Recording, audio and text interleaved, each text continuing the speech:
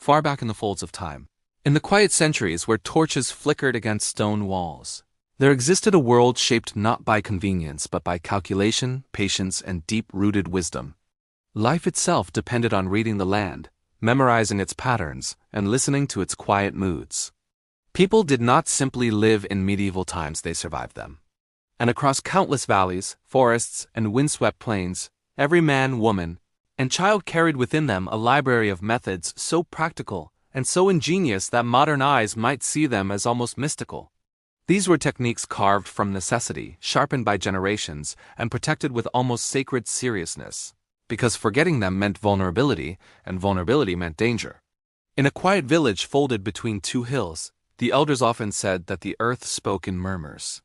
When winter approached, the villagers did not trust calendars or guesses. They watched the animals. Days before the cold winds swept down from the mountains, the cattle grew restless, pacing the fence lines. Birds flew lower, skimming the grass as if burdened by invisible weight. The medieval villagers knew well that animals perceived changes long before humans did. And so one of the most crucial survival techniques was simple. Watch the wild creatures of the world because they reacted to storms, seasons, and danger with accuracy no human predictions could match. At the edge of this village lived an elderly woman named Berala, known for her soft but steady voice and an almost uncanny understanding of the natural world.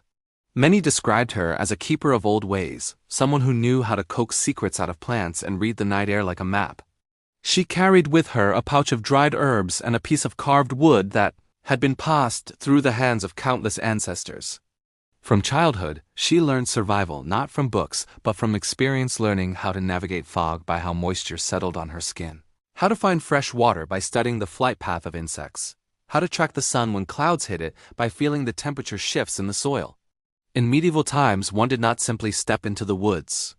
One entered the woods with respect, because the trees remembered. People used to mark paths not with stones or ribbons, but by recognizing the subtle differences between moss growth, tree roots, and the coolness of shadows. Berla often taught younger villagers that the safest path was not the beaten one, but the one that changed the least. The forest talks, she would say, and the ground keeps score. One technique nearly all villagers knew, but few now would imagine relying on, was the art of reading wind. Wind was never silent. It carried scents, warmth, and hints of far-off events. Hunters could smell rain before clouds formed, because the air developed a faint metallic tang.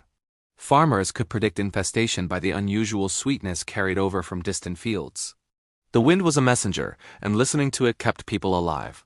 Water, too, had its secrets. Modern people often assume streams are safe if clear, but medieval survivors knew better. Clear water could hide sickness. They tested it by slipping small amounts into the earth near plants. If the plants reacted poorly, if leaves curled or stems drooped, they knew not to drink.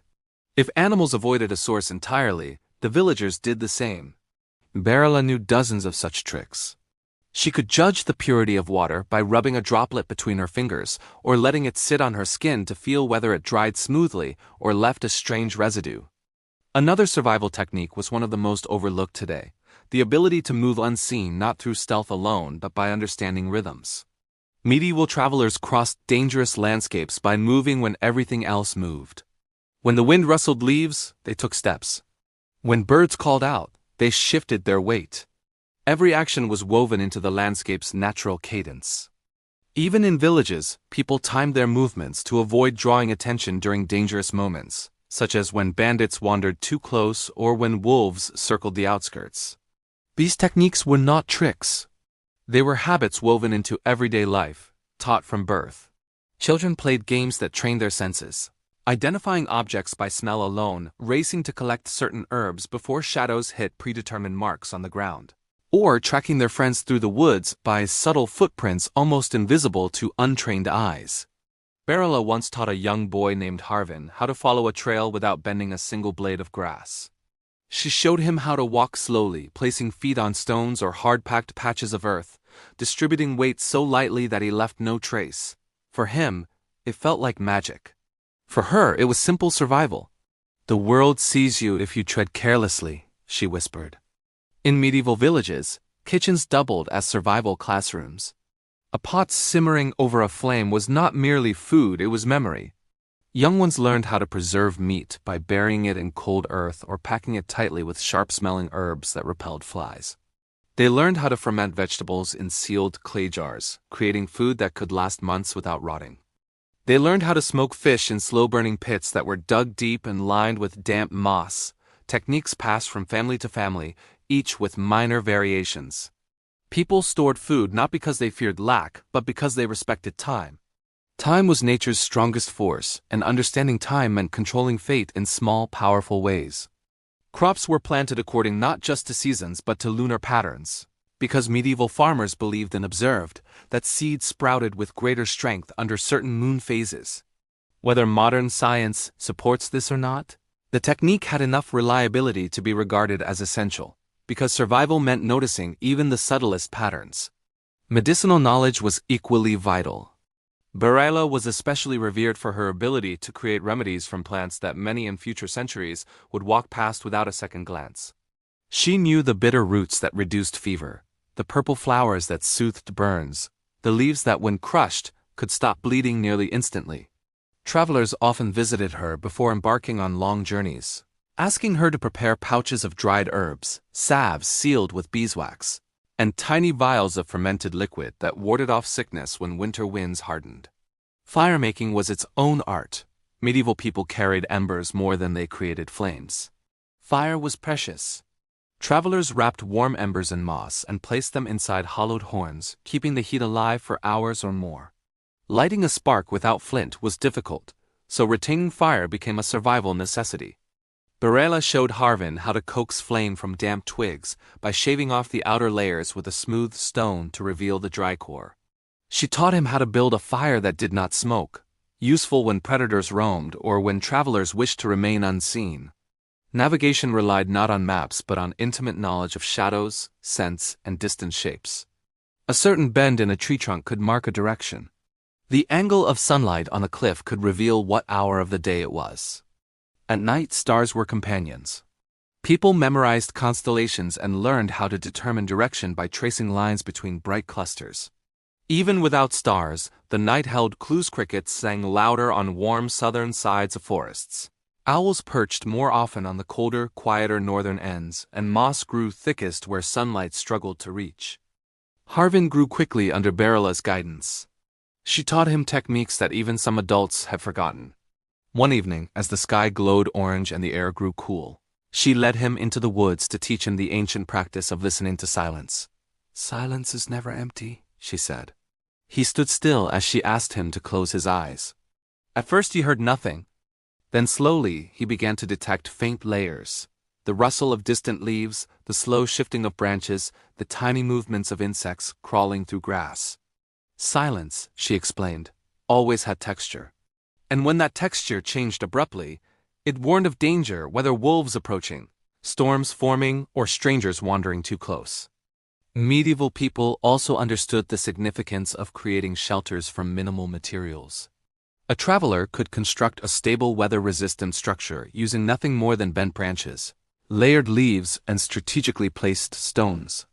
Thick layers of dried grass insulated surprisingly well. Many survival shelters were built so cleverly into natural shapes that travelers could walk by without noticing. Blending into the landscape was considered a crucial technique, especially when journeying through contested lands or thick forests where bandits hid. Barela remembered teachings far older than herself, tales of ancestors who crossed vast wildernesses using nothing but their senses. She knew how to identify edible mushrooms not by color but by the faint powdery residue they left on fingertips. She knew how to detect poisonous air in caves by observing how a candle flame bent or flickered. She knew how to determine if wolves were nearby not by sound, but by how the hairs on her arms seemed to rise ever so slightly when the air carried traces of their scent. Survival in medieval times was also deeply social. People formed chains of trust. When one family lacked grain, another stepped in. When storms damaged one home, the entire village joined in repair. Isolation was considered perilous. Community was safety. Even travelers built temporary alliances at crossroads, exchanging advice, offering small tokens, or sharing flint and food. Bonds made in survival were often stronger than those made in comfort. There was also a survival technique of observation. Medieval people constantly watched the sky. A halo around the moon warned of rain. Clouds stacked in tall towers hinted at approaching storms. The color of sunrise and sunset determined wind direction. They could predict the next day's weather with remarkable accuracy simply by studying hues, shapes, and the feel of moisture suspended in the air. Barilla once demonstrated this to Harvin by asking him to sit with her at dusk. "Look at the sky," she instructed. The sky's edges were tinged with rose and gold, but a faint greenish tint clung to the horizon. "Green means wind," she said softly. "Tonight will be unsettled." Harvin watched in awe as her prediction came true. But the most profound medieval survival technique, the one nearly lost today, was patience. They understood that rushing led to mistakes, and mistakes invited danger. Whether hunting, gathering, or traveling, medieval people moved with calm deliberation. They took their time sharpening tools, repairing gear, planning routes, and watching their environment. They believed speed belonged to predators. Humans survived by being observant, slow, and thoughtful. Years passed, and Harvin grew into a young man carrying countless old techniques etched deep into muscle memory. He could navigate moonless nights, identify edible plants, find fresh water even in harsh terrain, and sense coming storms with almost instinctive precision. He had become a quiet, observant presence, much like Barilla herself. One winter, when the village faced scarcity after an unexpected frost killed their early crops, Harvin used every method Barilla had taught him. He led small groups into the woods, showing them hidden edible plants growing beneath layers of frost. He taught them to trap small animals using simple cord loops and the correct placement dictated by animal trails. He instructed them in building windbreaks from woven branches, allowing fires to burn hotter with less wood. When sickness crept through the village, he brewed medicines using Barilla's teachings, easing fevers and calming coughs. The villagers survived that winter not through luck, but through rediscovered wisdom. As snow melted and the first green buds appeared, Harvin walked into the forest one last time with Barilla. She moved slower now, but her eyes were still bright. Standing beneath a tangle of ancient branches, she told him that the old ways only lived if people practiced them. "The world forgets," she said, "but you must remember." Her words carried weight beyond the moment. Forgotten medieval survival techniques were not forgotten because they failed. They were forgotten because life became easier. But easier life dulled senses, soft awareness, and made people dependent on tools rather than instincts. The techniques lingered only in stories, rarely practiced, rarely passed on. Harvin vowed to keep them alive. He spent years teaching children the same skills he had learned: how to track animals thoughtfully, how to read weather with their skin, how to build shelters with humble materials, how to gather food respectfully from nature, and how to move in rhythm with the world around them. Bit by bit, the old ways lived again. And though centuries would pass, and villages would rise and fall, and the conveniences of later eras would make such techniques feel distant, the truth remained unchanged. The earth still speaks, the wind still warns, the plants still heal, and silence still holds secrets. These medieval survival methods are not relics. They are reminders of a time when humans listened closely because listening meant living. Today we may ignore them, but they still wait patiently, tucked softly into the folds of time, ready to guide anyone willing to slow down, look carefully, and rediscover the wisdom woven into the world. As years wound onward like a river flowing steadily toward distant seas, Harvin found that memory had become its own form of shelter, a place where the old teachings lived safely, even as the world around him grew louder and more hurried. The village changed with each passing season. New families arrived, bringing different customs and new voices to the gatherings around twilight fires. Children who once listened eagerly to Harvin's words grew taller, stronger, more confident, and set off into their own lives. But beneath all of this movement, the ancient techniques continued to pulse quietly, like steady embers preserved through wind and rain. Sometimes Harvin walked alone through the forest paths, not out of loneliness but out of habit. Walking was how one listened. Barilla had always said that the land whispered its intentions through the solace of one's feet. As he moved through the trees, Harvin felt shifts in the soil, some soft and pliant, some firm and steady, some disturbed recently by animal tracks or the roots of plants searching for new nourishment. Each variation offered delicate clues about the state of the world. Dryness that warned of drought, dampness that hinted at underground water channels, crumbling earth that signaled burrowing creatures moving beneath the surface. On certain mornings, when the mist hung low and thick like a silver veil, he practiced one of the most intricate techniques Barela had taught him, reading distance by sound. Medieval travelers had once honed their ears to judge how far away water flowed, or how near a threat lurked, by listening to echoes and how they bounced between trees or hills. Harvin would pause, close his eyes, and let the world paint the map for him. A stream rushing lightly to his right. A bird rustling in the brush. The faint crack of a branch under the weight of something sizable, likely a deer, judging by the rhythm. Each sound formed its own location point, allowing him to understand his surroundings without ever opening his eyes. He shared this skill with the children of the village, though few mastered it easily. It required patience, and children often preferred movement over stillness. Yet Harvin persisted, believing that even if only a handful learned, it would be enough to keep the knowledge alive.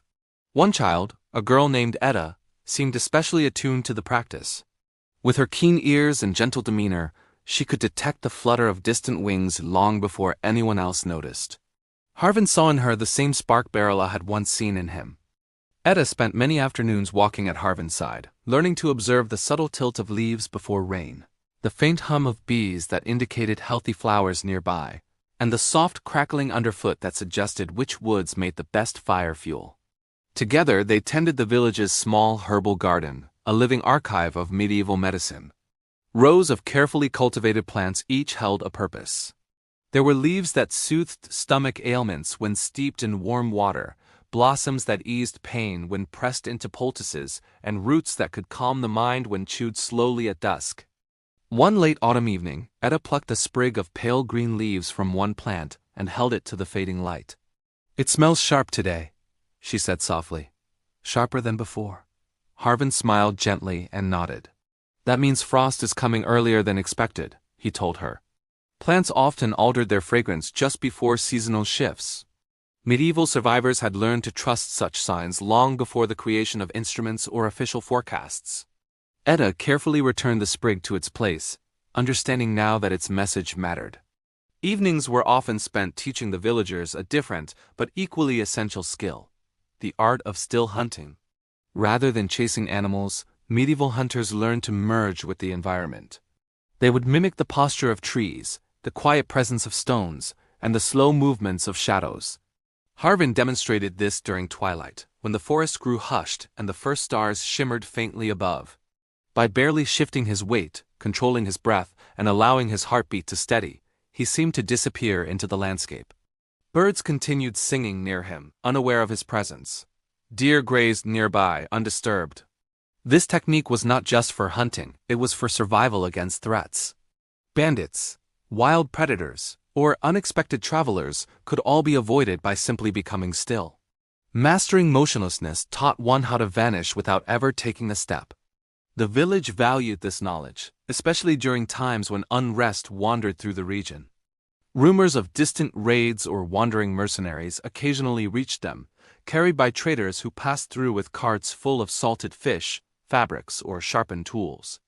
When such whispers surfaced, Harvin gathered the younger ones and reminded them how to move silently at night, how to hide trails, and how to use natural terrain features, fallen logs, thick roots, depressions in the earth, to mask their presence. Medieval survival was never about fighting if one could avoid it. It was about knowing how to remain unseen. As time went on, Harvin found inspiration not only from the forest and wind, but from the stories of those who traveled into the village. A wandering monk once described how remote mountain dwellers used the shadows of peaks to predict avalanches days before they occurred. A merchant from a far-off coastal land explained how fishermen read the ocean's color to detect underwater currents. All of these methods, though from different lands, shared a common thread: deep observation. Harvin realized that medieval survival techniques were not isolated practices but a vast, interconnected web of human understanding across centuries and regions. They lived wherever people truly listened to their environment. So he collected these stories, remembering every detail, and slowly passed them to Etta and others eager to learn. Seasons turned once more. Winter approached with a steady breath of cold air sweeping across the hills. The villagers worked together to store dried vegetables, smoked meats, and preserved herbs. Yet nature was unpredictable, and one year brought a storm unlike any they had seen before. Snow fell in thick, relentless sheets, burying paths and pressing hard against wooden homes. The winds howled through the night, and the temperature dropped with alarming speed. Harvin and Etta moved through the village helping families reinforce their shelters. They taught the children how to pack snow tightly around the bases of huts to act as insulation, a technique used by medieval travelers caught in blizzards. They sealed window gaps with woven reeds dipped in warm fat, creating barriers that blocked icy drafts. And when the storm grew so intense that firewood supplies dwindled, Harvin demonstrated an old method, burning tightly twisted bundles of dried brush, which produced longer-lasting flames with less material. For days the storm roared, and the village huddled together near hearths and lanterns. But thanks to the preserved techniques, they endured without panic. Food lasted. Fires stayed warm. Families found comfort in knowing what their ancestors had once known. That knowledge, not abundance, was the true shield against hardship. When the storm finally cleared, the landscape shimmered in breathtaking silence. Snow draped the world in soft mounds, sparkling in sunlight like powdered silver. The villagers emerged slowly, stepping onto paths blanketed in brightness. Harvin and Etta led groups to assess the safety of the forest. They used old tracking techniques to check whether predators had moved closer during the storm. Heavy snow revealed everything: prints of foxes winding gracefully through drifts, the claw marks of a bear seeking shelter, and trails of smaller animals darting toward hidden burrows. Harvin paused at one set of tracks, long, evenly spaced prints moving toward the deeper woods. "A lone wolf," he murmured. But the pattern showed no urgency, no erratic pace, which meant the animal posed little threat. This was the kind of subtlety medieval survivors relied on, interpreting not just what had left the mark, but how and why. When spring finally returned, hope blossomed with it. Flowers budded along the edges of fields, streams flowed freely once more, and warm breezes replaced winter's icy grip. Yet even in this season of ease, Harvin continued teaching. "Survival," he often said, "is not only for the hard days. It is a way of seeing the world." The villagers gradually adopted more of these forgotten methods. They built root cellars using ancient underground techniques that kept produce fresh without drying. They learned to weave lightweight baskets that filtered water through layers of sand and gravel. They practiced smoke signaling color and shape, revealing messages across long distances. They crafted small reed whistles that mimicked bird calls, used not for hunting but for communication during forest travel. With each new skill remembered, life grew not just safer but more connected. The people felt woven into the land again, no longer separate from it. And the land, in return, felt familiar, welcoming, almost protective. Harvin saw this transformation with quiet pride. Yet one summer afternoon, as sunlight danced through leaves and the air held a sweet warmth, Harvin felt a hint of something deeper, a realization that his own time, like Beryla's before him, was approaching its quiet conclusion. The world continued, always moving, always shifting, and each generation had its caretakers. He looked at Etta, now older, wiser, confident in her knowledge, and knew the techniques were safe. The old ways had not been forgotten after all. They had simply slept, waiting for a pair of observant eyes, a patient heart, and a world willing to listen once more. Harvin rested under a shaded tree, feeling the softness of grass beneath him, and breathed in the fragrance of earth and wind. Every lesson he had ever learned lived not in stone books or parchment scrolls, but in the air around him, in the ground beneath him, in the endless rhythms of nature. And he felt comfort knowing those rhythms would continue long after his footsteps faded from the paths. Stillness settled around him, peaceful and deep, carrying with it the whisper of every survival technique ever used by those who came before. And as the shadows lengthened gently across the land, the old wisdom drifted onward, quiet, steady, eternal, guiding anyone who chose to listen. In the gentle days that followed, as the village's rhythm returned to its steady pulse, Etta often found herself lingering near the quiet places Harvin once favored. She walked the forest paths with deliberate steps, listening to the crunch of leaves beneath her boots, studying the patterns of light that filtered through branches, and inhaling the scents that drifted in the warm breeze. Each detail felt like a fragment of a much larger mosaic one Harvin had helped her understand piece by piece. The forest seemed to sense her new role. Birds landed closer to her, unbothered by her presence. Small animals paused on logs or beside burrows as if evaluating her, and then moved on calmly, acknowledging her as part of the land rather than a disturbance. It was said that Berla once possessed such quiet harmony with nature, and now Etta carried that legacy like an unspoken promise. One day, as she traveled deeper into the woods farther than she had ever gone alone, she encountered a phenomenon Harvin had once described but she had never witnessed firsthand: a still pocket of air, silent and heavy, suspended beneath the canopy. The wind, though present just moments earlier, seemed to vanish, replaced by a thick hush that wrapped itself around her. Her breath slowed instinctively, her heart steadying as she remembered Harvin's words. When the forest holds its breath, he had told her, something is shifting. Etta crouched low, letting her fingertips brush the soil. It was cooler than expected for midday. The silence deepened. No insects hummed, no leaves rustled. Not even the birds dared to speak. She waited, listening for the hidden language of the forest. Then she felt it, a faint tremble beneath her palm. A shifting of weight, deep and far, like a distant drumbeat moving through the earth. A subtle quake caused by something large traveling near the lower woods. Etta rose slowly and moved with the rhythm of silence itself, stepping carefully until the air changed again, and she heard the faint groan of tree trunks swaying. Only then did she continue onward, her instincts guiding her safely away from whatever creature roamed nearby. She had mastered another forgotten medieval technique: reading the earth's vibrations. Travelers in ancient times had relied on this method when journeying near dangerous territories where bears, boars, or even enemies traversed. They would kneel, touch the ground lightly, and feel for the slightest tremor. The earth was always honest; it never hid the presence of something large moving across it. Later that evening, upon returning to the village, Etta shared her experience with the children who gathered around her at the communal fire. Their eyes widened as she described the stillness, the tremble, the instinctive quiet. She showed them how to place their hands on the ground, how to sense the faintest shifts in pressure. The children practiced eagerly, giggling at first, but soon falling into curious silence as they tried to feel what she described. It was during one of these lessons that a traveling craftsman arrived, pulling a small cart filled with simple tools and wooden trinkets. His clothing was worn but well kept, and his eyes shimmered with the kind of weary wisdom earned only through long journeys. The villagers welcomed him warmly, offering food and water as they asked about news from afar.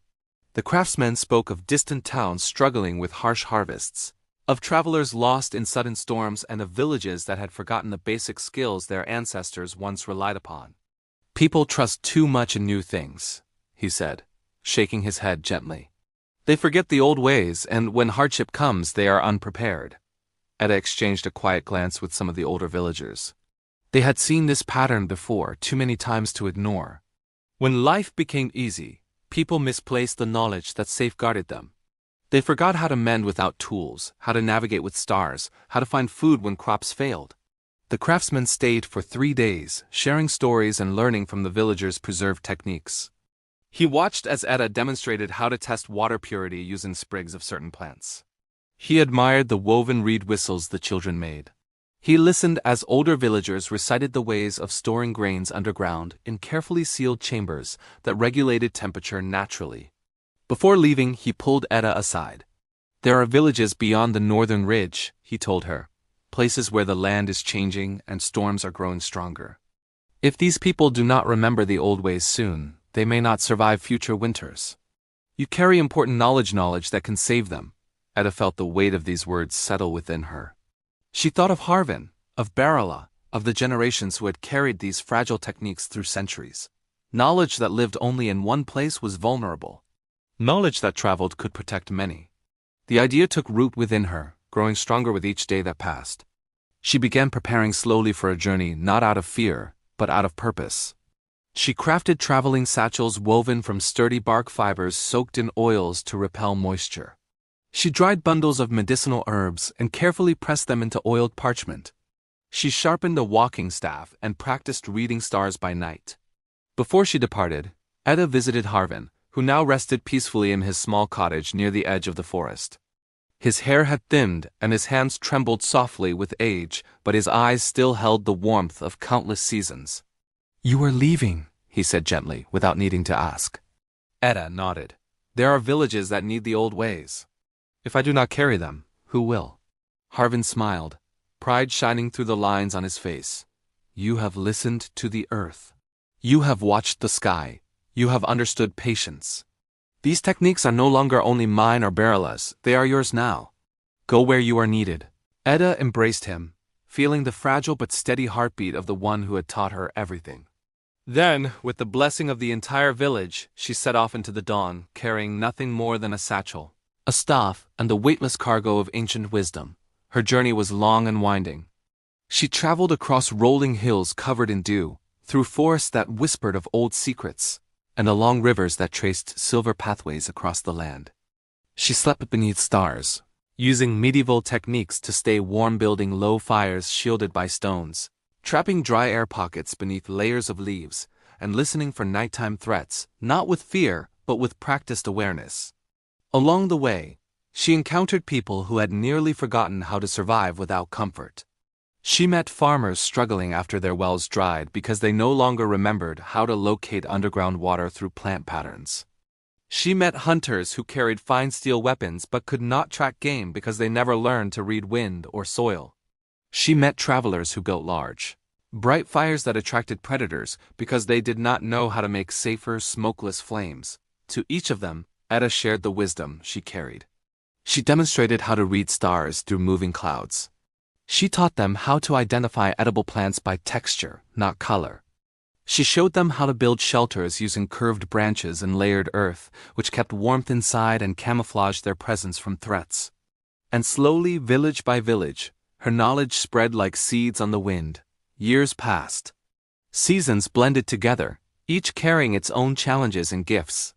And across regions far from her birthplace, medieval survival techniques once nearly lost became alive again, spoken around fires, taught to children, woven into daily routines. Etta herself grew older, wiser, more attuned to the quiet languages of the world. She became for countless others what Harvin and Berila had been for her, a keeper of the old ways, a bridge between forgotten wisdom and the fragile present. And in every place she journeyed, the land seemed to whisper in gratitude, as if relieved to be understood once more. For the earth always speaks, the wind always warns, the plants always heal. The silence always reveals. It is only humans who forget, and only the wise who remember. And so the valley's hush deepened as Roland walked along the riverbank, letting the cold silver ribbon guide him the way medieval travelers once relied on waterways rather than roads. They understood that rivers were living maps, forever honest. A path might be overgrown, a village abandoned, a landmark crumbled, but the river never lied.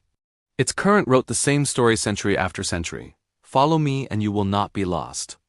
That trust in flowing water was one of the simplest survival instincts of the old world. Yet today, in an age of glowing screens and satellite arrows, it has nearly vanished. Roland crouched and dipped his fingers into the stream. The temperature told a story too. Cold and fast meant safety. Warm and stagnant meant danger. Medieval shepherds and soldiers alike could read such signs instantly, as if the river whispered warnings only to those who listened.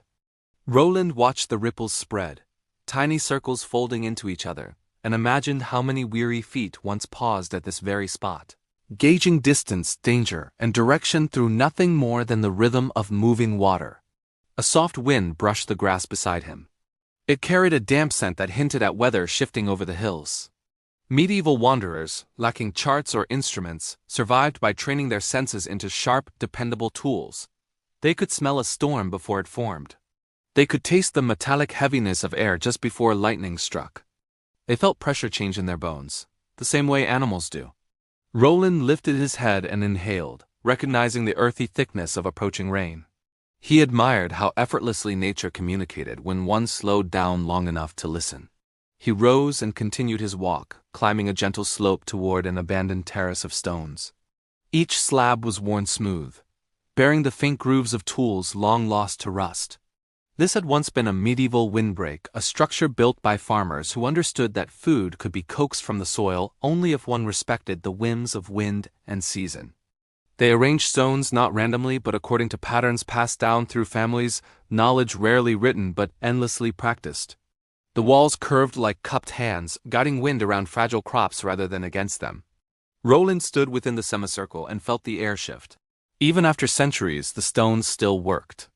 They created a pocket of calm, the breeze softening into a gentle swirl. He imagined farmers huddling here in harsh gusts, sharing simple meals while waiting for the winds to settle. They would have spoken softly, wrapped in cloaks patched by careful hands. They might have shared stories of wolves, or taxes, or harvest hopes, yet through it all they trusted the stones around them like old friends. He walked on until he reached a cluster of trees whose branches bowed low and wide. Their shape revealed something medieval foresters once relied on: the reading of tree bends. Trees do not simply grow, they record. A tree bent eastward revealed years of wind from the west. A trunk twisted near its roots warned of past flooding. A crown with sparse leaves on one side hinted at disease drifting in from a particular direction. Medieval survivalists observed these clues intuitively. They didn't think of it as knowledge. They thought of it as being alive to the land. Roland rested his hand against the bark. It felt ridged and cool, each groove a record of hardship overcome. Medieval herbalists believed that trees shared strength with those who touched them. Many modern people might laugh at the idea, but Roland did not. Standing beneath the sweeping canopy, he felt anchored, calm, as if the centuries-old oak recognized anyone willing to approach with quiet respect. As he continued deeper into the valley, the landscape shifted. The grass gave way to a patchwork of low shrubs. Between them, he spotted something nearly invisible, a narrow depression, alternating between slight dips and raised areas. It wasn't natural. It was the ghost of a medieval trackway, an ancient path pressed into the earth by countless feet, hooves, and wagon wheels. Medieval travelers rarely carved straight roads. They shaped paths that flowed with the terrain, weaving around hills, following elevation lines, minimizing effort. Roland stepped into the track and found that even after centuries, his feet rested into place comfortably. The ground had been pressed firm by generations, a subtle guide still doing its job long after its makers had turned to dust. He followed it until he reached a meadow where the grass grew taller, waving gently like a sea of gold. In the center, nearly hidden, lay the outline of a medieval herb spiral, an arrangement used by healers and cooks alike. Stones warmed by the sun created small microclimates, each suitable for different plants. High, dry herbs like rosemary belonged at the top. Moisture-loving herbs settled at the base. Even neglect could not entirely erase it. Roland knelt near the lower stones and found wild mint thriving, its scent fresh and cool. Medieval healers used mint not only for food but for calming nerves, easing sleeplessness, and even soothing stomach pains during long journeys. Its presence here felt like a whisper from the past. He plucked a leaf, rubbed it gently, and breathed in its aroma. The scent brought an unexpected comfort and echo of something familiar, something human. It reminded him of how medieval folk relied on simple plants to survive winters, sickness, and exhaustion. They did not have luxury, but they had knowledge, and that knowledge carried them through uncertainty. As Roland rose, he noticed a long shadow stretching toward him. The sun had dipped lower than he realized. That soft amber glow brought to mind yet another forgotten survival technique: reading time by shadows rather than clocks. Medieval people tracked the day through instinct, through the tilt of light, through the subtle color shifts of dusk.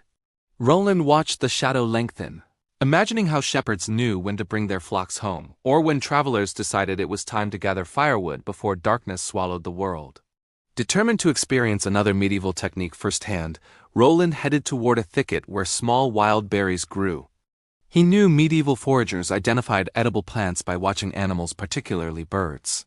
If birds ate berries without distress, a cautious human might test them next. Roland spotted a thrush pecking contentedly at a cluster of deep blue berries. He approached slowly, kneeling near the plant. Medieval foragers also used their senses: color, texture, scent. These berries were firm, not mushy, their leaves waxy and crisp. He tasted a tiny bit, never swallowing at first, just letting the flavor reveal itself. Sweet, mild, harmless. He ate a few more, savoring their freshness. Farther along, the meadow narrowed into a shaded hollow where stones lined a small basin. This was a medieval dew collector. Before wells or reliable rain, people gathered water by stretching cloths over frames at night. The morning dew condensed on the cloth and dripped into basins like this one. Roland touched the stones and felt their smoothness. It struck him how medieval life depended not on convenience but ingenuity, turning the simplest natural processes into tools for survival. Night approached gradually, as if reluctant to interrupt his journey. The sky dimmed into a soft violet, and the first glimmering stars emerged through the fading light. Medieval travelers navigated by constellations, reading the sky as easily as a map. Roland tilted his head upward. The stars were faint but steady. In those tiny lights, medieval people found direction, seasons, and even stories. The sky was not decoration, it was guidance. He continued walking until he reached the remains of an old stone shelter. Its roof collapsed, but its walls still standing, stubborn through time. Medieval wanderers built such shelters with thick walls angled toward prevailing winds, placing small openings near the base to let smoke escape while retaining warmth. Roland stepped inside, feeling the temperature shift, a coolness lifting into a gentle warmth preserved by the stone's density. He gathered fallen branches and created a small fire in the center, using a medieval technique he had practiced earlier that day, striking steel against stone, catching sparks on dried fungi scraped from tree bark. It took longer than using a modern lighter, but the satisfaction was deeper, more grounding. When the flame finally caught, it curled upward like a living thread of gold. As the fire warmed the shelter, Roland leaned back against the stones and listened to the sounds of night, the chirping of crickets, the faint rustle of animals settling, the crackle of burning wood. Medieval people took comfort in these sounds. Silence was rare in their world, and nighttime noises served as a reminder that life continued all around them. The world was awake even when humans slept. His eyelids grew heavy, and he allowed himself to drift, wrapped in the same lessons medieval folk lived by. Respect the land, follow its cues, use every resource with care. Listen to the wind, trust the sky, and let nature guide each step. But his journey was not yet over. Dawn would bring more forgotten techniques. More quiet wisdom preserved in earth and stone, more reminders that survival was once an art practiced not through tools or technology, but through attention, patience, and humility. And though Roland did not yet know it, the morning light would reveal something extraordinary and an ancient craft almost entirely erased from memory, one that held the secret to how medieval people endured winters. So brutal they seemed impossible to survive. And so the night deepened, quiet and timeless, carrying him gently toward the next chapter of forgotten medieval survival. The night passed in a quiet rhythm, the kind that felt almost ancient in its slowness. Roland awoke just before dawn, stirred not by noise but by the shifting temperature, something medieval wanderers sensed instinctively. A faint coolness crept over his skin, mingling with the scent of extinguished embers and damp earth. Medieval people relied heavily on such subtle changes. A shift in temperature could warn of fog rolling in, or of a predator lurking nearby, or simply that morning was preparing to lift its pale eyelids. He pushed aside the cloak he had used as a blanket and stepped outside the stone shelter. The horizon was a thin line of silver, stretching across the valley like a blade of polished steel. Birds had begun their tentative morning calls, gentle chirps, soft trills testing the air before fully embracing the day. Medieval folk listened to birdsong not for beauty alone, but because it offered information. When birds sang early and freely, the weather promised calm. When they stayed quiet, it foreshadowed storms, danger, or restless winds. Today, the melody flowing through the valley felt steady and bright, a good sign. Roland moved toward the edge of the hill, feeling the dew cling to his boots. This morning moisture reminded him of the forgotten medieval technique he had been searching for, one he had read about in an old manuscript but had never seen in person. Winter earthen shelters, known in some regions as frost nests. They were not caves nor full houses, but small, insulated earth pockets constructed before winter. Only a few survive today, hidden beneath layers of grass and moss. If the manuscript was correct, one such shelter existed near the river's bend, concealed by a thicket of briars. He made his way down the slope, letting instinct and memory guide him more than sight. The grass shimmered faintly with dew, each blade tipped with a tiny jewel-like droplet. Medieval wanderers often tasted morning dew to judge air quality. Dew collected on bitter grass hinted at diseased soil, while dew on sweet grass suggested healthy grazing land. Roland brushed a few drops onto his tongue, cold, clean, with a faint sweetness. The valley was still fertile despite its abandoned quiet. He followed the old trackway until the ground softened near the river. The air thickened with mist, wrapping the world in a pale veil. Medieval people feared mist in unfamiliar regions because it erased landmarks and muffled sound. But they also knew how to navigate through it using a surprisingly simple method: walking with one hand brushing the ground. This helped them feel the subtle changes in soil, dampness, grit, loose sand, soft clay, which revealed their location even when sight failed. Roland let his fingers skim the earth as he walked, feeling its cool softness. It guided him ever closer to the river bend. When he reached the patch of briars, he paused. Birds avoided this thicket not because of danger, but because the briars were too dense for them to navigate. Medieval survivalists often planted briars around shelters to deter predators and mark boundaries. Roland stepped carefully, pushing aside branches until he saw it, a small hollow in the earth, almost invisible from above. Grass grew thickly over its roof, and stones formed a subtle circular entrance, the frost nest. He crouched and brushed away strands of moss. Inside, the shelter was barely large enough for two people to curl up, its walls lined with compacted earth reinforced with woven branches. Medieval people built these shelters ahead of brutal winters. They would fill the interior with soft hay, dried moss, and sometimes animal skins. The earth itself acted as insulation, trapping body heat so effectively that even on the coldest nights, a single person could sleep without freezing. Roland crawled inside and felt the immediate shift in temperature. Though outside the air carried the morning chill, inside the frost nest the warmth lingered like a quiet heartbeat. He rested his hand on the packed earth wall, imagining medieval families huddled here, whispering stories to pass the dark months, not grand tales of heroes, but practical ones. How to mend nets, how to store fat for winter, how to recognize dangerous ice by its sound. He lingered there for a moment before emerging again into the mist. The sun had risen slightly, diffusing pale gold through the fog. Its faint glow reminded him of another forgotten technique: sun reading. Medieval farmers could tell time, direction, and even weather simply by watching the shape and clarity of light through fog. If light was soft and even, the fog would lift quickly. If it was sharp and piercing, more moisture was coming. Today's glow felt gentle, almost shy. The mist would likely dissolve before midday. He walked downstream until he reached a fallen tree. Its bark peeled away in long strips, revealing pale wood beneath. Medieval carpenters and survivalists used such bark for everything: roof coverings, fire starters, medicine. But Roland was thinking of something else. Bark weaving, a technique used to create temporary containers when pottery or baskets weren't available. He peeled a strip, folded it carefully, and shaped it into a small bowl. Primitive, perhaps, but effective.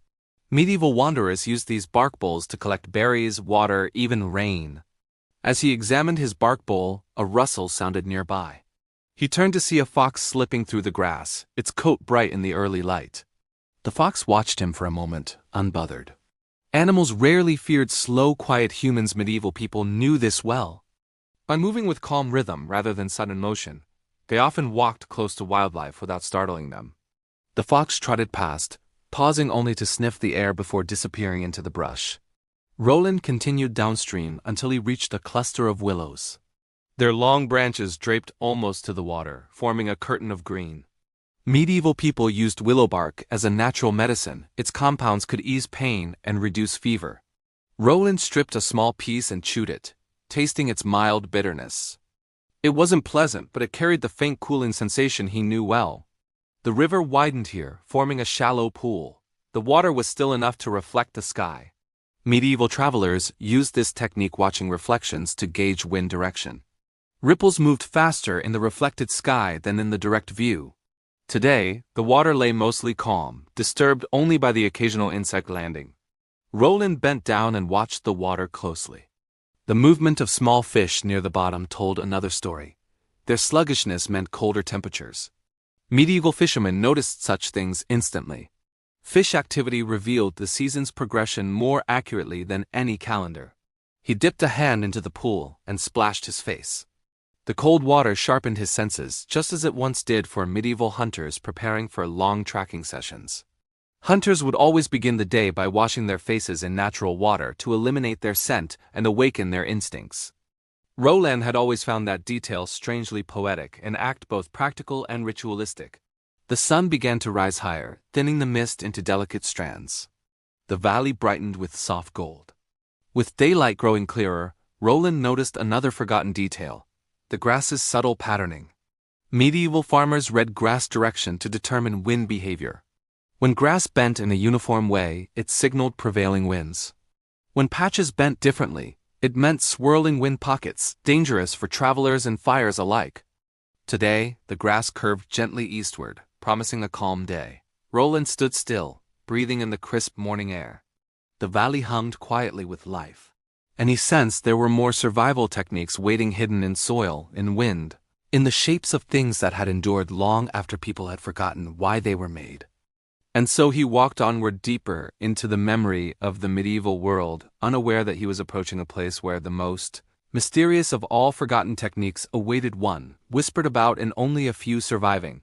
Manuscripts, a technique that taught medieval people how to survive disasters no one alive today would be prepared for. Roland followed the river until the landscape began to change once again. The valley narrowed, the banks growing steeper, the trees clustering closer together as though guarding something they alone remembered. A faint breeze flowed between their trunks, stirring dried leaves into soft rustles that sounded like murmured warnings or invitations. Medieval people often believed that forests held memories, and that certain places within them could only be found by those who approached with humility. Roland felt that quiet pull now, as if he were stepping into a space that had been waiting for him long before he arrived. The trees here were older than any he had passed earlier. Their trunks were massive and knotted, their roots twisting above the soil like ancient ropes. As he walked among them, he noticed the ground becoming firmer, more packed, as if many feet had once traveled through this very corridor. It felt like a forgotten road, not a grand one like Roman stone highways, but an intimate path known only to a few.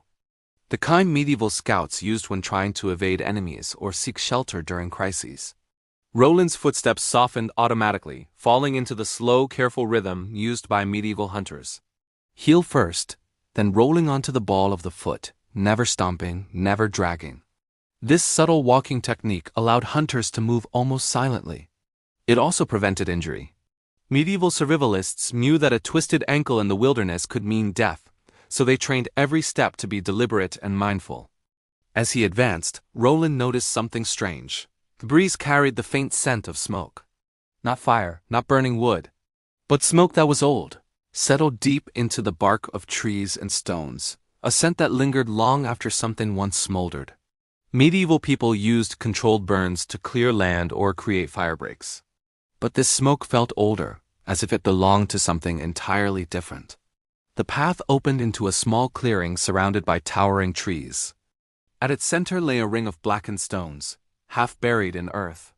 Roland approached slowly, recognizing immediately what it was: a medieval starfire pit, a legendary method described only briefly in a few obscure manuscripts. It was not a normal fire pit. It was a survival signal, built in times of extreme hardship: famine, siege, plague, invasion. The fire burned in a star-patterned 5 channels carved into the earth, radiating outward from the center. Medieval survivors designed it so the smoke rose in thin, controlled plumes that changed shape with wind direction. Other hidden groups, refugees, wandering families, soldiers cut off from their units, could read the message from miles away. A straight plume meant safety. A broken plume meant danger. A swirling plume meant do not approach. The starfire pit was a communication system for a world without telegraph, radio, or written maps. Roland knelt beside the pit and brushed away dirt from the carved channels. Even centuries later, their shape remained intact. He imagined the fear, desperation, and hope of those who built it. Entire families may have waited here, silently watching the sky for an answering signal. Perhaps they had fled a plague. Perhaps they had escaped raiders. Perhaps they were simply lost. The starfire pit guided them to one another, binding scattered souls into temporary communities that relied on cooperation to survive. He stood and took in the clearing. Around the pit, faint depressions marked where tents or makeshift shelters once stood. The grass grew taller there, as if nourished by memories. Medieval refugees often built circular camps around starfires, forming protective rings that acted as both walls and boundaries. Roland's gaze shifted toward the north side of the clearing, where he noticed a peculiar pattern in the leaves. They formed a mosaic of alternating dark and light patches, something that wouldn't occur naturally. Medieval scouts were masters of camouflage. They draped leaves and branches over their shelters in specific patterns to break the shapes of roofs and walls. This pattern alternating dark and light leaves was unique to wartime scouts. It disguised shelters from enemies who scanned the forest canopy from hilltops. Roland stepped closer and discovered the faint outline of one such shelter. The roof had collapsed long ago, and the walls had been reclaimed by moss. He imagined the scouts who once hid here, silent, alert, listening to the forest for cues humans today would never recognize. Medieval scouts could tell the difference between an animal's startled rustle and a human's clumsy movement. They could hear the rhythm of footsteps and know whether it belonged to friend or foe. They could sense hostile presence the way modern people sense a sudden drop in temperature. He crouched and placed a hand on the mossy earth. The ground was cool, but beneath it he felt a faint hollow. He gently scraped away the moss, revealing a wooden plank. When he lifted it, he found a small cavity beneath an earth cache used to store food, tools, or messages. Medieval survival groups buried supplies to ensure that if they were forced to flee suddenly, they could return and find what they needed. Inside the cavity were remnants of woven fibers, perhaps once containers. The contents had decayed long ago, but the idea remained powerful, planning for the future even when the present was chaotic. Roland replaced the plank carefully. As he stood, he realized the forest around him had grown unnervingly silent. Even the birds had stopped singing. Medieval people feared such sudden quiet. It meant something nearby had disturbed the natural rhythm. Not danger necessarily, but change. He listened, letting the silence settle. A faint hum drifted from deeper within the forest, not mechanical, but natural, like wind passing through a narrow passage. He followed the sound until he reached a slope where stones protruded from the ground in a strangely uniform pattern. They formed a spiraling descent leading into the earth. At first glance, it resembled a cave entrance, but the formation was too deliberate, too measured. Roland recognized it immediately. A windwell. Medieval people built these rare structures to capture warm air rising from the earth during winter. They served as natural heaters in times of extreme cold. Cold air was heavier and settled outside, while warm air trapped deep underground flowed upward through narrow stone channels, creating pockets of warmth big enough for families to shelter in. Some could house dozens. Others were small havens for only a few. Roland descended slowly, and as he reached the lower chamber, he felt it not heat exactly, but a noticeable warmth compared to the outside air. Even after centuries, the structure still worked. The stone walls exhaled gentle warmth, a testament to medieval engineering far more sophisticated than most people believed. He imagined entire communities huddled here during brutal winters, sharing food, stories, and hope. They relied not on wealth or luxury, but on ingenuity, cooperation, and the deep understanding of nature's rhythms. As Roland stood in that warm chamber, he realized that these forgotten survival techniques were not merely practical. They were deeply human. They were born from fear, resilience, creativity, and the need to protect one another. They were not techniques of a world weaker than ours, but of a world that understood survival as a shared responsibility. And yet, he sensed there was still more, something deeper, older, and far more mysterious waiting in the forest ahead. Something whispered about only in fragments of medieval folklore. A technique so rare that even scholars doubted it existed. A method used not only for survival, but for sensing danger long before it appeared. And so Roland climbed out of the wind well and continued his journey, guided by instinct, by silence, and by the ancient memory of the medieval world that still lingered beneath every stone and leaf. Roland stepped once more into the light of the forest, blinking as his eyes adjusted from the dim warmth of the wind well. The air outside felt sharper now, crisp with the kind of clarity that comes only after dawn has fully settled into morning.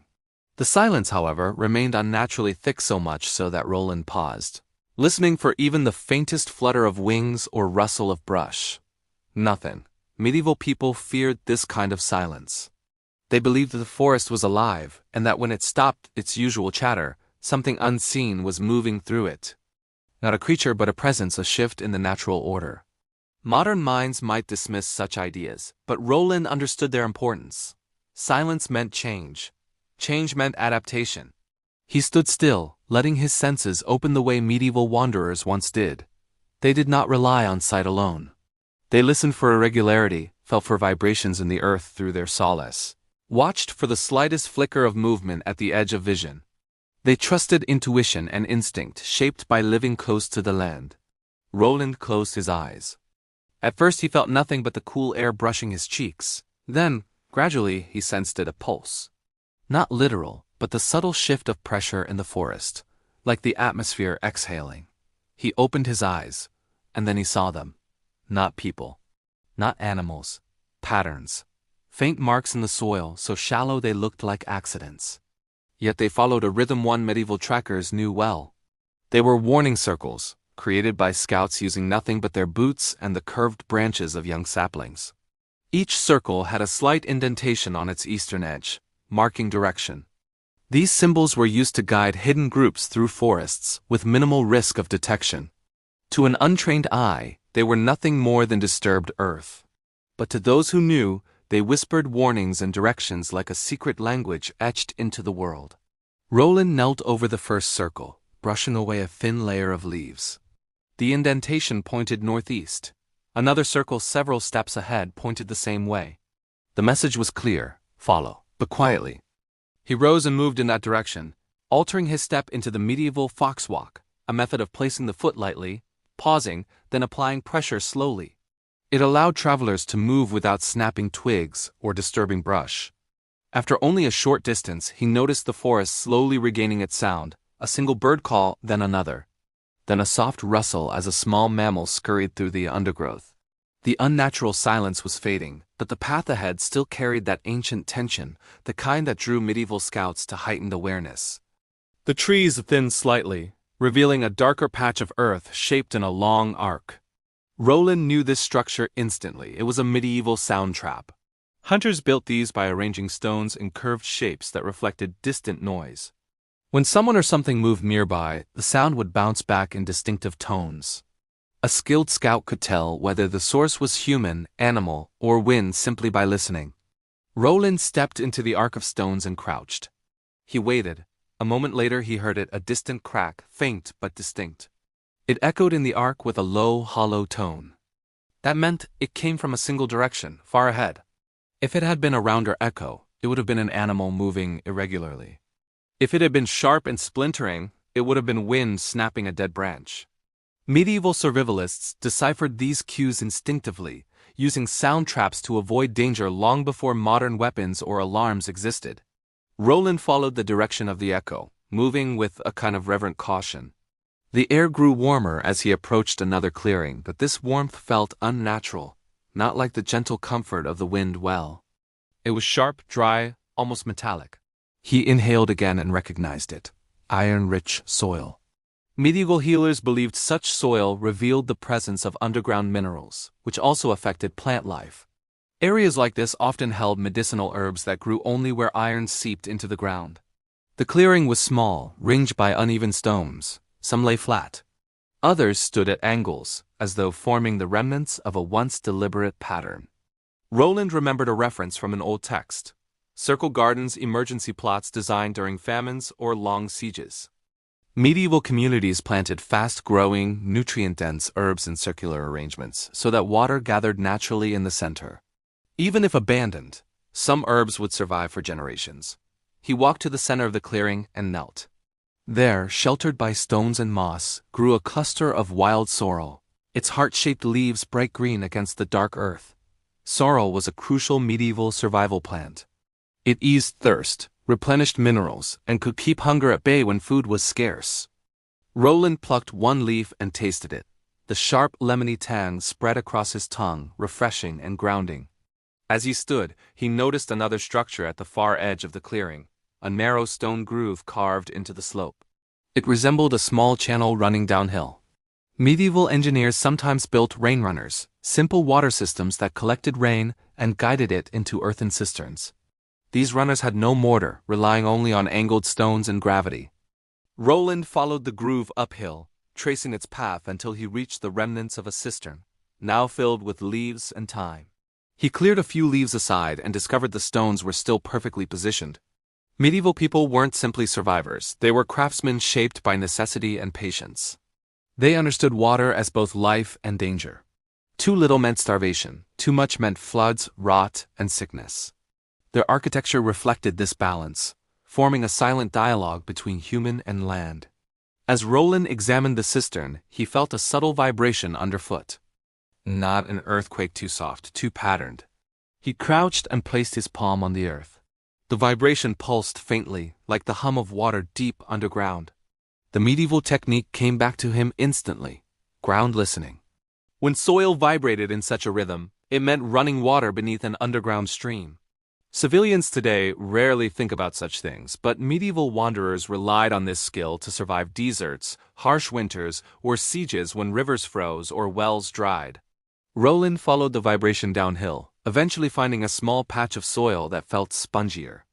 When he pressed his boot into it, water pooled in the indentation. He had discovered a seep spring, one of the most valuable natural resources in medieval survival. It wasn't a stream or pool, but a slow, steady release of filtered groundwater, cleaner than most surface water. He dug slightly with his hands and watched the clear liquid gather. Medieval people often built tiny stone rings around such springs to preserve them. Roland wondered how many generations had knelt here long before him. He cupped some water in his hands, drinking slowly. It was cold, clean, and bracing, like drinking the early morning itself. As he stood wiping his hands on his cloak, he caught sight of a shape through the trees that made him freeze, not in fear, but in awe. At the edge of the forest stood a tall wooden frame, weathered to gray but still intact. It resembled a doorway without walls. Suspended from its top beam were several thin ropes threaded with hollow bones and carved wood. They hung perfectly still, a wind harp. A medieval survival device so rare that many scholars believed it was a myth. It wasn't a musical instrument, not in the ordinary sense. It was a warning system. When wind passed through the hollow bones and wooden slats, each piece produced a distinct tone. Different winds, northern gusts, storm winds, predator-sniffing breezes, even the subtle currents stirred by approaching animals created different patterns of sound. Medieval guardians used these wind harps to sense danger long before it became visible. Roland approached slowly, feeling the weight of its presence. The air around it seemed charged with an old solemn energy, as though countless forgotten nights had passed beneath its silent watch. He reached out and touched one of the bone chimes.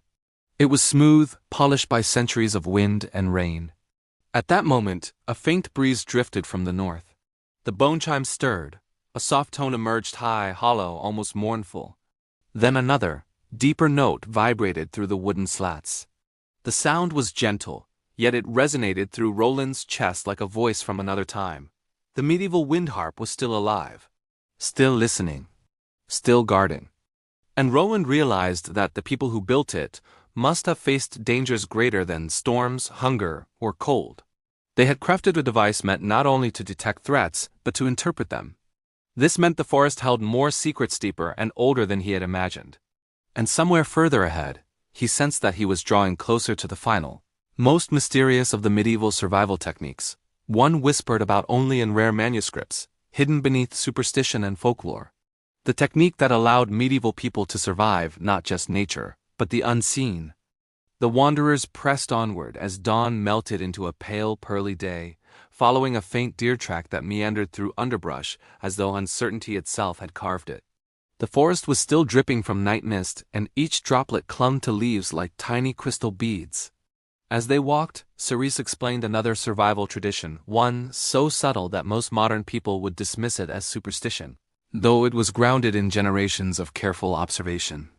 He taught them how medieval travelers listened to forests, not just for danger, but for direction.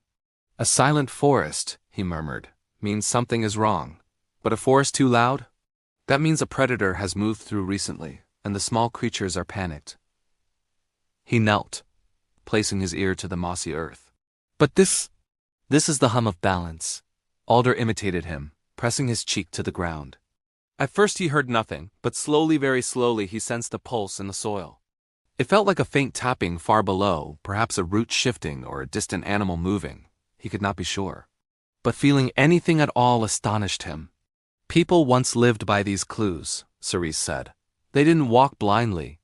The land spoke, and they simply learned how to listen. By midday, the path opened into a clearing where the remnants of ancient stone walls peeked through tangled vines. The air here was unnaturally cool, almost cold, and Rowan shivered as a breeze brushed her face. "What is this place?" she whispered. "A root shelter," Cerise said. "A refuge used during storms, raids, or sudden nightfall.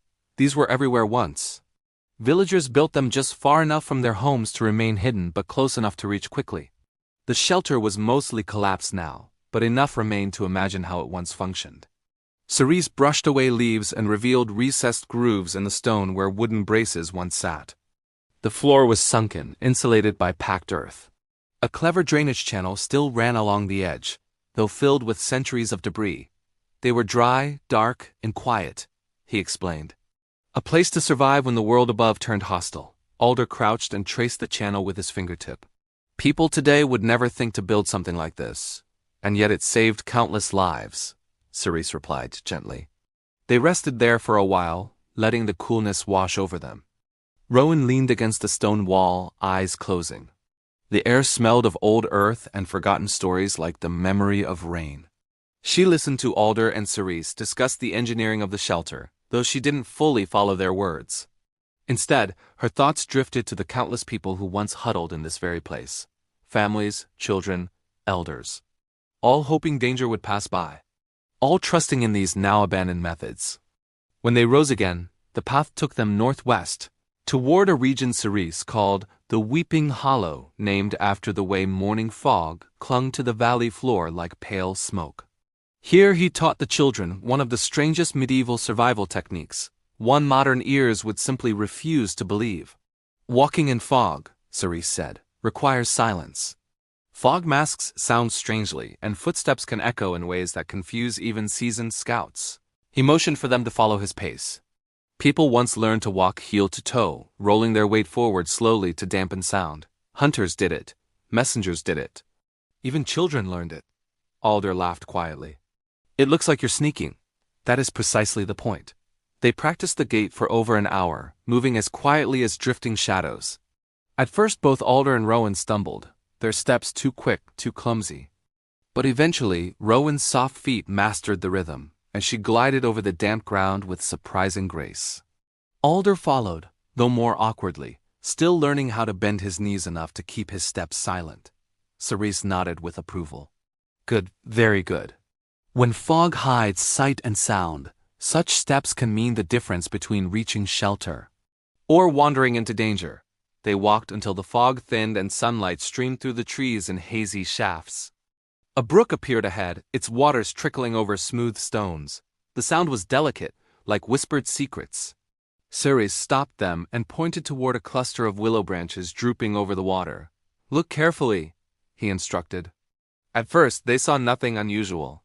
Then Rowan noticed faint scratches, thin, deliberate marks etched into one of the willow's branches. "These," Cerise said, touching the marks gently, "are survival signs.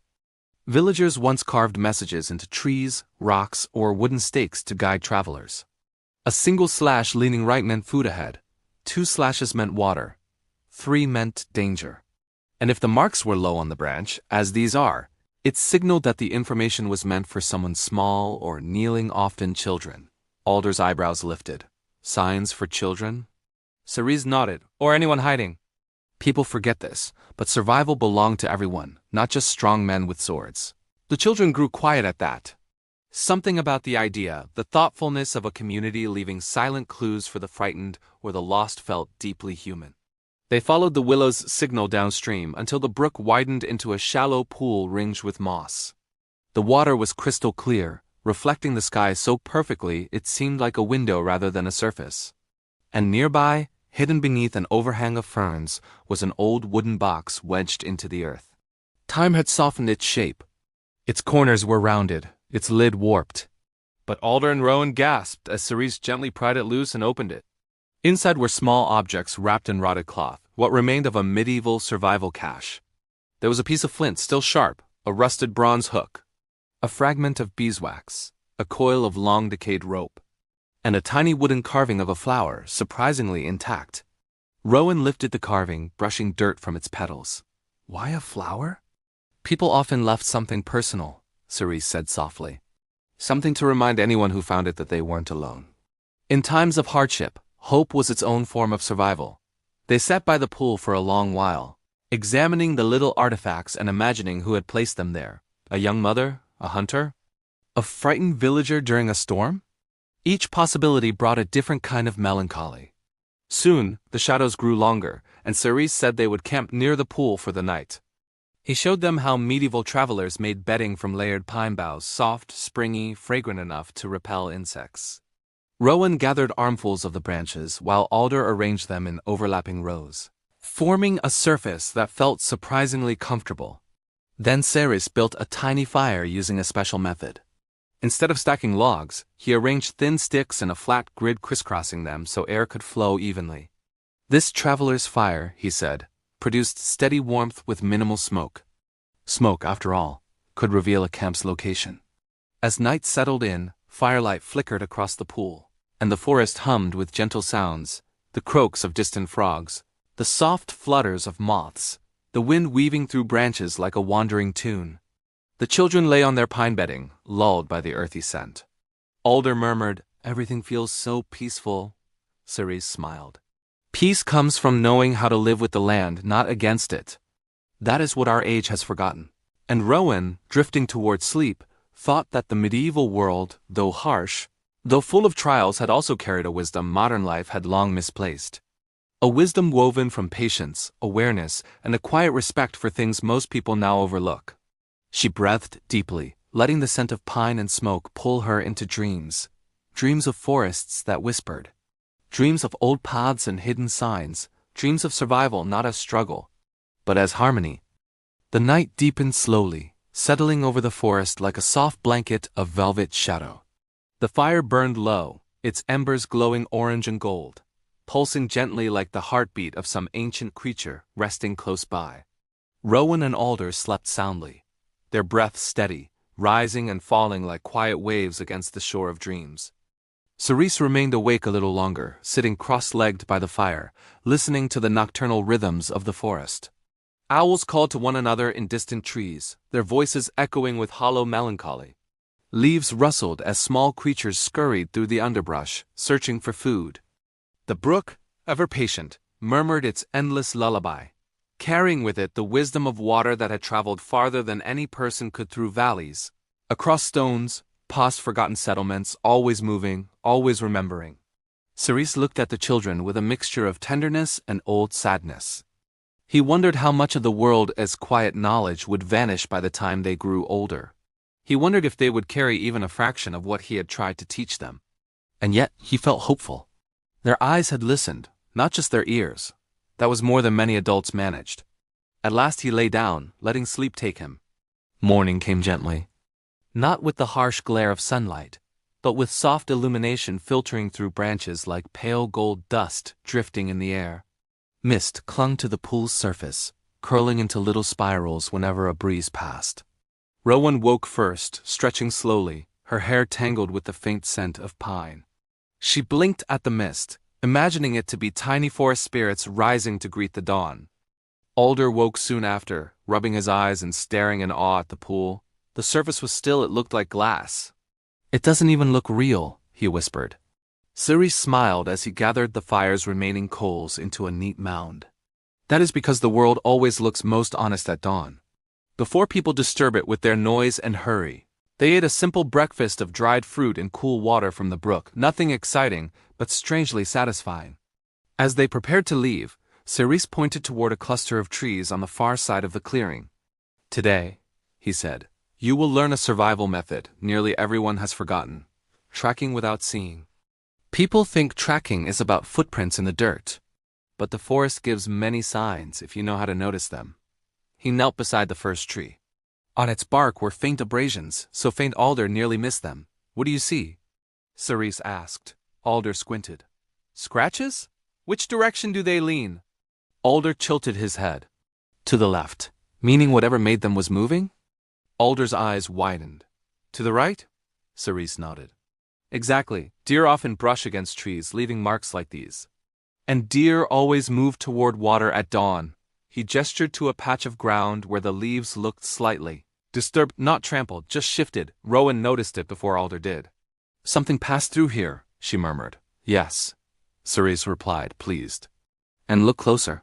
Rowan crouched, touching the leaves. They're still cool, but not completely. So whatever it was passed recently.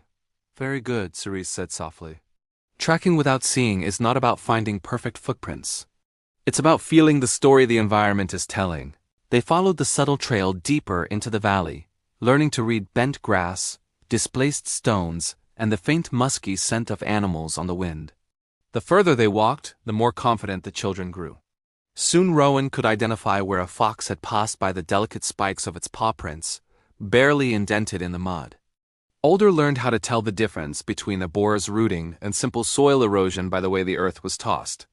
This is incredible, Alder said. It's like the whole forest is speaking. It always has, Cerise whispered. People simply stopped listening. Around midday they entered an area where the canopy formed a natural arch overhead. Sunlight shimmered through in fragmented patches, painting the ground with soft, shifting patterns. Here Cerise taught them another survival skill, one used by medieval travelers moving through unfamiliar forests: sun marking. When you cannot see the sky clearly, he said, you rid the shadows instead. He placed a stick upright in the earth and watched its shadow. Shadows move in a predictable path. Mark their movement, and you know direction. Mark the length of the shadow, and you know time. Rowan watched, mesmerized, as Ceres placed small stones at the shadow's edge every few minutes. Alder did the same on the opposite side. Slowly the stones formed an arc. A silent sundial. People once used this trick on long journeys, Cerise explained. It prevented them from walking in circles, a very easy mistake when woods grow dense. They practiced the method until the pattern of stones became clear to them, like a quiet message written by the sun itself. The children felt a rush of pride. These simple techniques, though old, felt strangely empowering. They continued walking until the trees thinned, revealing a meadow bathed in golden light. The grass swayed in gentle waves, and tiny butterflies fluttered among the wildflowers. It felt peaceful, so peaceful Alder almost forgot they were learning survival techniques at all. But Cerise stopped them with a raised hand. Meadows can be deceptive, he said. Beautiful, yes, but also open, vulnerable. Travelers needed ways to remain hidden without running. He knelt and parted the tall grass to reveal a faint, zigzagging path almost invisible from above. This, he said, is a medieval evasion trail. People created winding paths like this so movement wouldn't be obvious from a distance. The children followed it, amazed. The path dipped behind boulders, curved around bushes, and kept them low enough that anyone standing at the meadow's edge would see only swaying grass. Alder whispered, "It's like being invisible." "Yes," Cerise said. This technique protected countless villagers fleeing danger. Not all survival was about confrontation. Much of it was about quiet cleverness. They crossed the meadow safely, emerging into another patch of forest where the air felt cooler. A faint breeze carried the smell of damp soil and the sound of trickling water. They soon reached a series of moss-covered stones arranged in a gentle curve. Rowan paused. "What is this?" "A boundary," Cerise said. "Not of land of memory." He approached the stones slowly, almost reverently. Villagers marked territories not just to divide property, but to preserve the stories tied to those places. Each stone represented a lesson someone learned here, sometimes a story of hardship, sometimes of survival. He tapped one stone. Its surface bore a faint, chiseled symbol. This one warns of sudden floods, another warns of wolves, and another marks a safe foraging zone. Rowan traced the symbol with her fingertip. People learn from danger, and then pass that wisdom to others. "Exactly," Cerise replied. And Alder, looking at the ring of stones, suddenly felt a profound sadness. "We don't have anything like this anymore." "Not like this," Cerise agreed. "But perhaps one day you will create your own way of marking wisdom so nothing important is lost again." They walked onward, and the forest gradually grew darker, thicker, older. Ancient trees towered above them like silent guardians. The air felt dense with secrets. Here, Cerise said, they would learn one of the rarest survival traditions, sound mapping. "When paths vanish," he explained, "your ears become your compass." He asked the children to close their eyes. At first they heard only the normal forest sounds, birds, rustling leaves, distant water, but then Cerise guided them. Listen carefully, he said. Find a sound that repeats evenly, rhythmically. Rowan focused. A distant tapping, no dripping. Water dripping from a cliff face. Good, Cerise murmured. Now find a sound that moves. Alder heard it first, a faint rustle circling them, a bird hopping from branch to branch. Excellent. Now listen for silence. They did. And slowly, they noticed a pocket of quiet, unnaturally quiet somewhere to their right. What does it mean? Rowan whispered. An obstacle, Cerise said. Dense brush or a hollow or a steep drop. Even without seeing it, you avoid it. Alder opened his eyes, astonished. He had never imagined the forest could be navigated like this through sound alone. They'd practiced for nearly an hour, walking with their eyes half closed, letting the world guide them through absence and presence of noise. When they finally opened their eyes fully again, they felt strangely attuned to everything around them. The day drifted on, soft and unhurried, the way all old knowledge seemed to move. They learned to smell rain before it arrived. They learned to judge wind direction by watching the height of trembling leaves. They learned how medieval travelers predicted weather by the behavior of ants, the thickness of spiderwebs, and the way distant hills appeared more blue or more gray. By the time the sun dipped low, turning the sky into a wash of amber and rose, Alder and Rowan felt as though they had stepped not just through a forest, but through time itself. Cerise led them to a rocky ridge overlooking a long valley. The view stretched endlessly, rolling hills, clusters of trees, winding rivers glinting in the fading light. We'll rest here for the night, he said softly. Tomorrow. You learn the techniques used when everything else fails. Rowan swallowed. What does that mean? Cerise smiled gently. It means you will learn how to survive by trusting nothing but your instincts and the land beneath your feet. The children lay on a bed of dry leaves as twilight settled over them. The sky darkened slowly, stars emerging one by one like tiny lanterns hung in the heavens. A warm breeze swept over the ridge, carrying the scent of faraway pine and the faint chorus of insects awakening. Alder whispered, I never imagined the old world was this alive. Rowan nodded, her eyes drifting closed. Maybe it still is. Cerise looked at the stars above, ancient guides of travelers long gone, and whispered to himself, it has always been alive.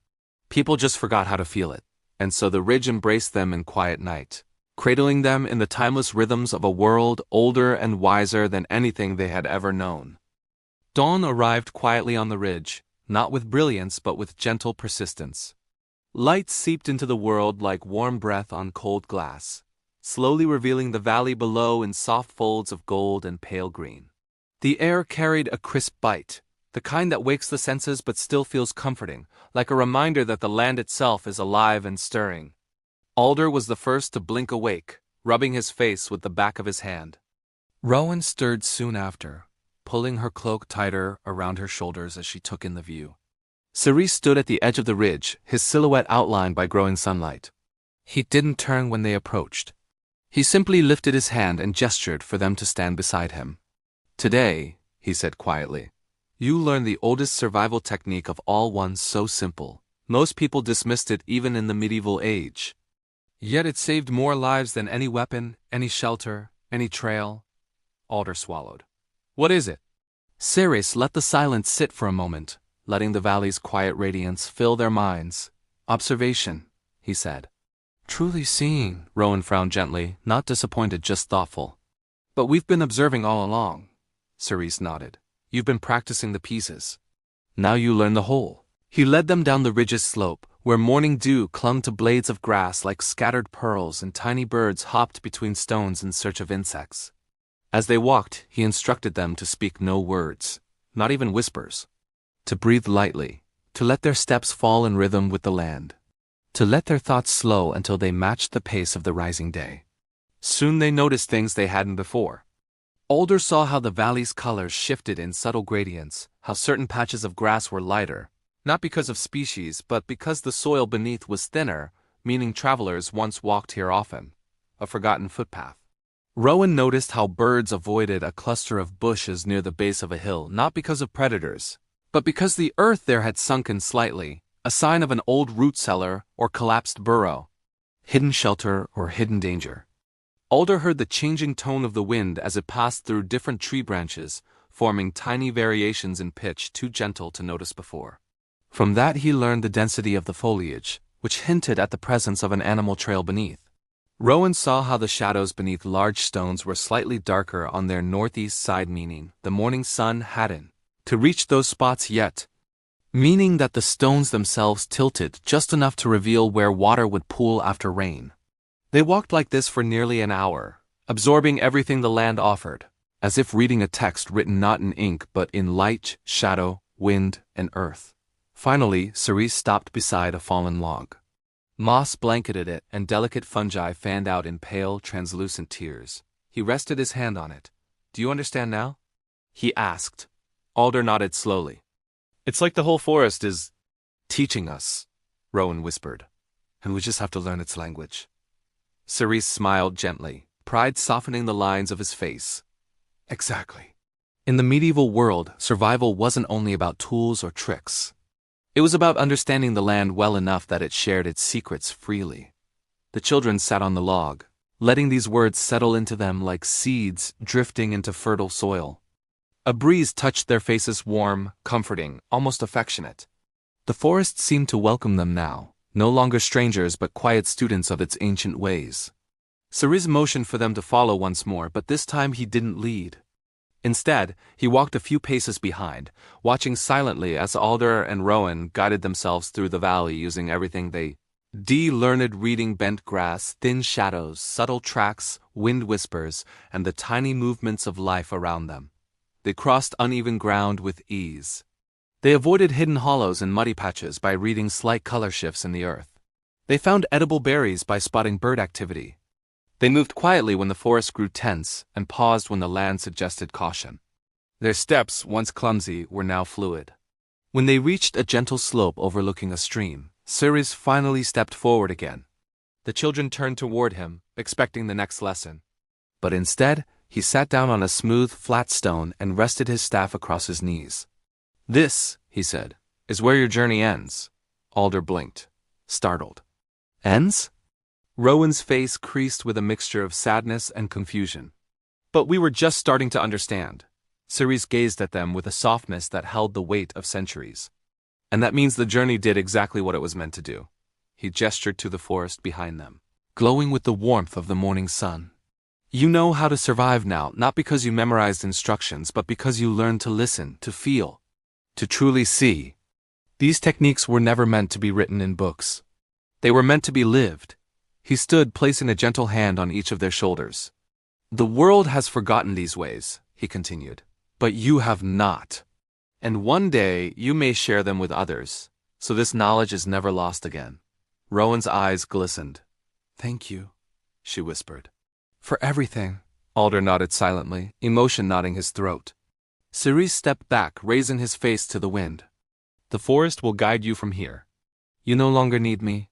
The breeze picked up, stirring the leaves in a soft, swirling pattern, as though the trees themselves were acknowledging the shift. Alder opened his mouth to ask where Cerise would go next, but before he could speak, the old man had already turned away, walking toward a patch of sunlight filtering through the pines. His steps were light, almost unreal. His cloak fluttered behind him like a piece of the forest itself drifting on the wind. Rowan and Alder watched. But the sunlight grew brighter, the haze thicker, and within a few breaths Sarah's silhouette faded into the glowing air, until it was impossible to tell whether he had walked away or simply become part of the land he loved so deeply. Silence settled around them. Not an empty silence, but a peaceful one. Alder finally exhaled. "Do you think we'll see him again?" Rowan smiled faintly. "I don't think he ever truly left." They stood together on the slope, watching the stream shimmer below. The forest swayed gently around them, and the sky stretched open above, vast, ancient, and timeless. With quiet steps, they followed the trail the land offered. Not because they knew where it led, but because they trusted themselves to read what came next. And so the journey ended, not with the fading of old knowledge, but with its rebirth. Forgotten medieval survival techniques, once overlooked, once abandoned, now lived again in the minds of two young wanderers who had learned to listen, observe, and walk with the world rather than against it. And somewhere, in the heart of the forest, a figure in a weathered cloak smiled. For the wisdom of the old ways was no longer forgotten.